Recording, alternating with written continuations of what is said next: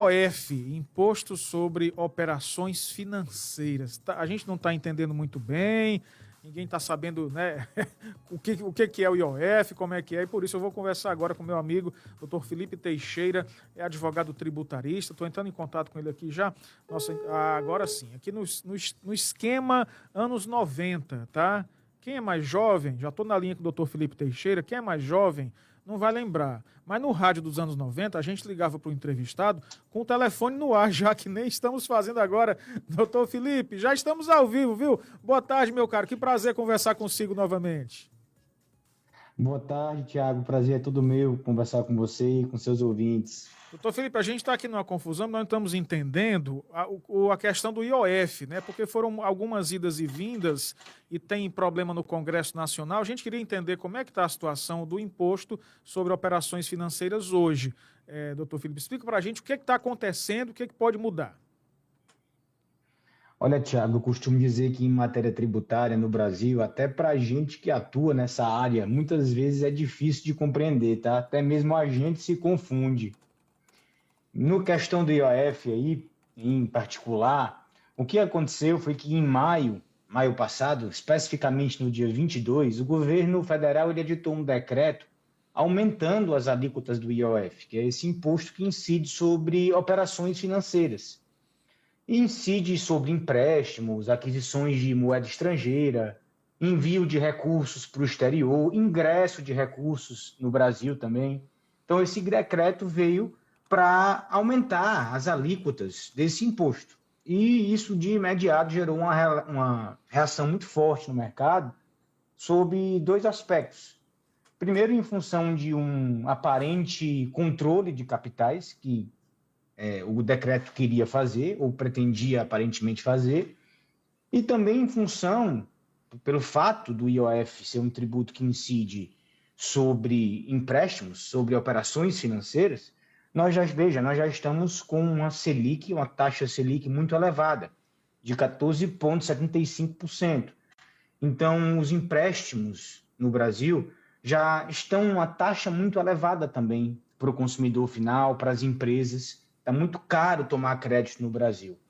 Então, quando você aumenta o IOF, além da Selic já elevada, com o IOF esse crédito fica ainda mais caro. Então, aumentar o IOF significa encarecer o crédito para a empresa que precisa melhorar o seu fluxo de caixa, para aquele consumidor que quer fazer um crediário, que quer comprar um eletrodoméstico a prazo, que quer comprar um veículo, fazer um financiamento, ou para quem quer fazer um financiamento imobiliário. Então, o aumento do IOF impacta na vida de todo mundo que quer ter crédito. E o crédito já estando alto, o IOF aumentado não facilita em nada a nossa vida. Mas o fato é que, Thiago, essa repercussão foi tão negativa, e evidentemente que o governo ele é refém dessa pressão popular e da pressão que advém do Congresso também, que Ainda bem, menos de né? um mês Ainda bem, né, depois... doutor? Ainda bem que o Ainda governo bem, né? ele Ainda tem que bem. trabalhar Por para nós, enquanto, né? ele ainda está refém dessa pressão. Tem que ser assim, né? Afinal, a gente está numa democracia. Depois, menos de um mês depois, veja que esse primeiro decreto que aumentou essas alíquotas foi no dia 22 de maio. Então, diante dessa pressão toda, desse aumento do IOF, agora no dia 11 de maio, menos de um mês depois desse aumento, adveio um novo decreto reduzindo essas alíquotas de IOF, extinguindo até, zerando até em alguns casos essa alíquota de IOF, mas promovendo uma redução em relação ao que era o primeiro decreto, mas em compensação, Thiago, deu com uma mão e tirou com outra, porque esse novo decreto, agora do dia 11 de junho, esse decreto é um ato do presidente da República, ele veio acompanhado de uma medida provisória, que também é um ato do presidente da República com força de lei. Nessa medida provisória, para compensar essa perda do IOF, que houve com esse novo decreto, foram instituídas cobranças aumentadas, cobranças de outros tributos, né? Especificamente, principalmente do imposto de renda.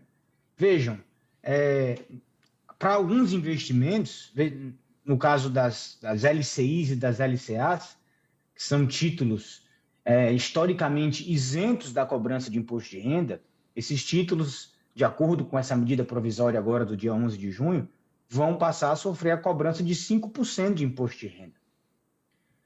Também ainda sobre os investimentos, historicamente, sempre tivemos a cobrança de imposto de renda entre 15% e 22,5% sobre as aplicações financeiras, a depender do prazo que o investidor ficava com esse dinheiro investido. Agora não, vai ser sempre 17,5% o imposto de renda cobrado desse investidor, independente do tempo que ele fique lá com o seu dinheiro aplicado. As bets também sofreram elevação da carga tributária, de 12% para 18%. Então, por meio dessa medida provisória, o governo tentou, de alguma forma, amenizar essa perda que ele teve que ter com a redução do IOF nesse novo decreto. Agora, Tiago, é bom que a gente tenha claro, né, que todo esse esforço do governo federal para aumentar essa carga tributária vem sempre... Eu já estive aqui conversando com você, Sim. com os ouvintes da Jovem Pan outras vezes, nesse sentido. Né? O grande problema do Brasil, e não é só desse governo, isso é um problema histórico também, é essa vontade de querer fazer ajuste fiscal apenas pela receita, apenas em função do aumento do tributo. A gente vê muito pouco esforço dos governos em geral para reduzir gastos. É sempre por meio do aumento de receitas que se busca fechar essa conta.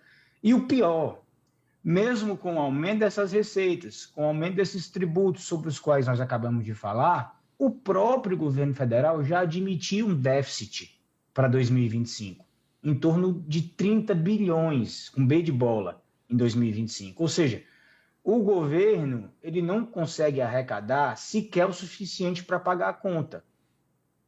E aí a gente fica nessa, né, doutor? O senhor falou aí sobre o exemplo, né, que os governos, de modo geral, têm que dar. Aí eu sei que a legislação exige que novos deputados sejam inseridos no quadro. Nós vamos passar de 513 para 531. 18 novos deputados. Aí isso vai de encontro ao que a população entende. Quer dizer que o Brasil está se acabando, está tudo caro, não conseguimos nem tomar o cafezinho da tarde, e a solução que o nosso Congresso Nacional encontra é criar novos cargos de deputado. Quer dizer, estou dando só um exemplo de como, às vezes, a impressão que passa... Eu sei que o nosso assunto é tributário, viu, doutor? Mas a impressão... Sim, mas o tributo está diretamente conectado com a política, porque é lá que decidem a nossa vida. E a impressão que passa é que essa turma está desconectada totalmente do trabalhador que está dirigindo o carro agora para o aplicativo para ganhar um extra, do cara que vende tapioca na barraquinha da parada, da mulher que faz costura para ganhar um extra. Parece que eles estão desconectados, né? Olha, Tiago, a contradição é tão grande que, veja, hoje, né, foi aprovada a urgência no Congresso para revogar esse decreto, esse último decreto agora de 11 de junho, para revogar essa alíquota, esse aumento de alíquota do IOF. Então, assim, isso é uma coisa boa. Lógico, né? Não vai ter aumento de alíquota do IOF.